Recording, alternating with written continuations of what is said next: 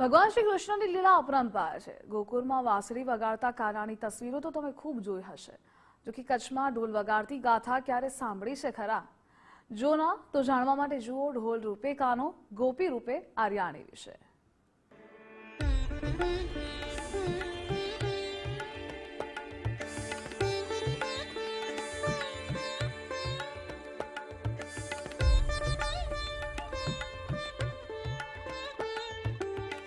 ઢોલી તારો ઢોલ વાગે વ્રજવાણી, સાત વિસુ સતિયું રમે આય રાણી। ઢોલી રૂપે કાનો આયો તો વ્રજવાણી, કે ગોપી રૂપે રાસ રમે આય રાણી।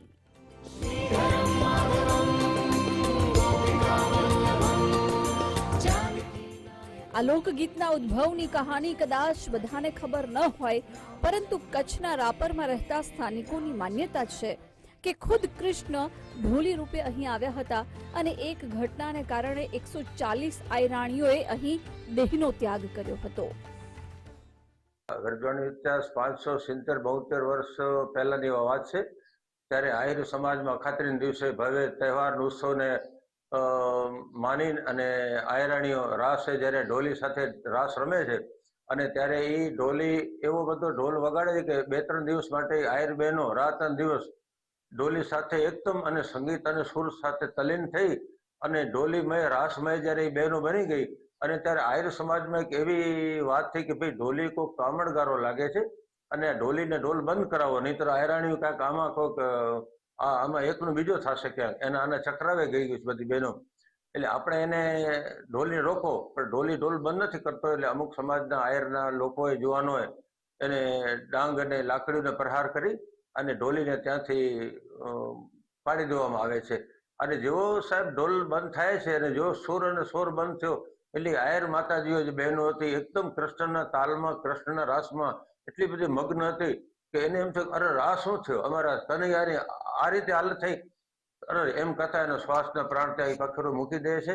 અને એ સમાજમાં એ દિવસે એવી આઘાત લાગે છે અમારા ભાઈઓને આહિરોને કે ભાઈ હવે આ તો આવો બહુ ખરાબ ઘટના ઘટી। એટલે એ પાછળ વિસ્તારમાંથી અમે પાણી અપાયો, એટલે એ વિસ્તારનું પાણી હરામ કરી અને ત્યાંથી ગામ અમે છોડી દીધા। પછી ભુજ, અંજાર, ભચાઉ, રાપર તાલુકામાં અમારી વસવાટ થઈ। લગભગ 550 વર્ષ સુધી આહિરોએ આ ગામનું પાણી પીધું ન હતું અને અપિયા કર્યા હતા। સ્થાનિકોની માન્યતા પ્રમાણે એ સમયે વ્રજવાણી તથા આસપાસના 12 ગામોમાં આહિરોનો વસવાટ હતો અને તેઓ વ્રજની બોલી બોલતા એટલે જ આ ગામ વ્રજવાણી તરીકે ઓળખાતું હતું। વર્ષ 2001માં આવેલા ભૂકંપ પછી આ જગ્યાનો વિનાશ થયો હતો। જો કે સમાજના આગેવાનોએ હવે સુંદર મંદિર અહીં બનાવ્યું છે। મંદિરમાં રાધા કૃષ્ણની મૂર્તિ, આહિરાણીઓની મૂર્તિ દ્રશ્યમાન થાય છે। સાથે ધર્મશાળા અને અન્ય ક્ષેત્ર પણ અહીં ચલાવવામાં આવે છે।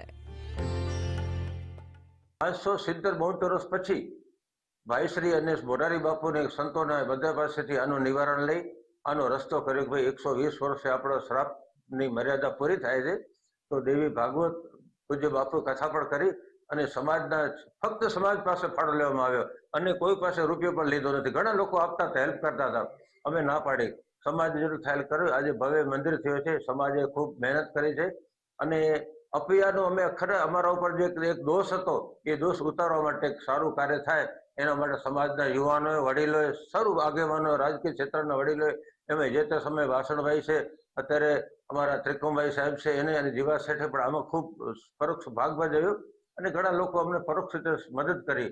મુંબઈ આયર સમાજે પણ બહુ સારી હેલ્પ કરી અને આજે સારું ભવ્ય આપણે મંદિર જોઈ શકીએ છીએ। વ્રજવાણીની ધરતી, જ્યાં ઢોલના નાદમાં કૃષ્ણની વાંસળીનું મધુર સંગીત આજે પણ સંભળાય છે, જ્યાં એક વિશ્વાસ, એક ઘટનાની પીડા અને સમાજનું બલિદાન સદીઓ પછી પણ હૃદયને ભીંજવી જાય છે। આયરાણીઓના સતીત્વ, ઢોલીના કાનુડાનો આદર અને આહિરોની પ્રતિજ્ઞા, આ બધી વાતો આજે પણ આ ભૂમિ પર જીવંત છે। કૌશિક છાયા, ગુજરાત ફર્સ્ટ, કચ્છ। અચ્યુતમ કેશવમ કૃષ્ણદામો